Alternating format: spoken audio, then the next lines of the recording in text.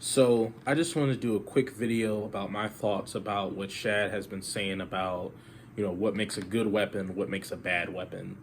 Um, so basically, his argument is if you take two weapons and you compare them in a void, one will have features that make it more advantageous in most situations, or the things that it does are better than what the other weapon does. And then through that, you can call one weapon a good weapon and one weapon a bad weapon. And I have issues with that logic of thinking because, first, the world isn't a void. So that kind of situation that you're proposing doesn't really reflect the nature that different soldiers and warriors have used when choosing their weapons and why they were designed and why they were chosen.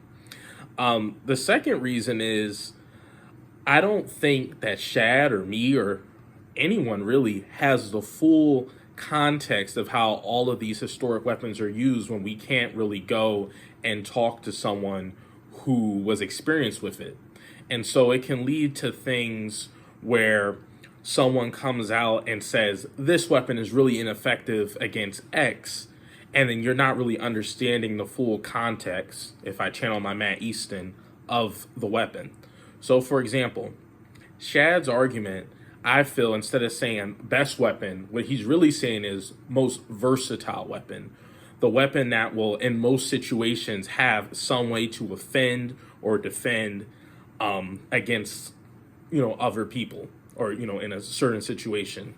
And my argument with that is, so he used nunchucks and he used the bat lift, is that even in the framework he puts together, both of those weapons have reasons for their design.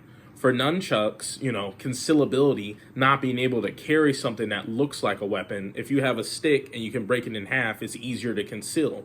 So all the disadvantages that that weapon might perceive to have against a sword or a stick or something like that are mitigated by the fact that those people couldn't afford to carry those weapons. And as far as the bat lift, you can say it's an inefficient sword or, like it's too top heavy, blah, blah, blah. But the thing is, the Klingons already have a very efficient weapon. They have a disruptor, which will one-shot anybody.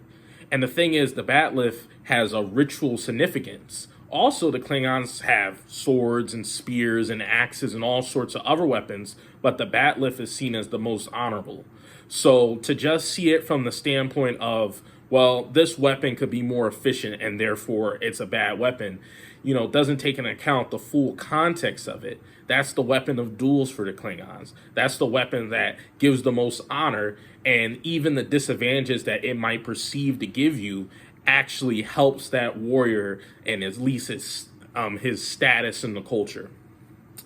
And then another thing I would say about the versatile argument is, like what I said before about the full context, certain scenarios, certain areas of fighting require or optimize different strategies. For example, I don't have a European arming sword, but say if I did, European arming sword can cut, it can thrust, it can be used with a shield, without a shield. It's a very versatile weapon.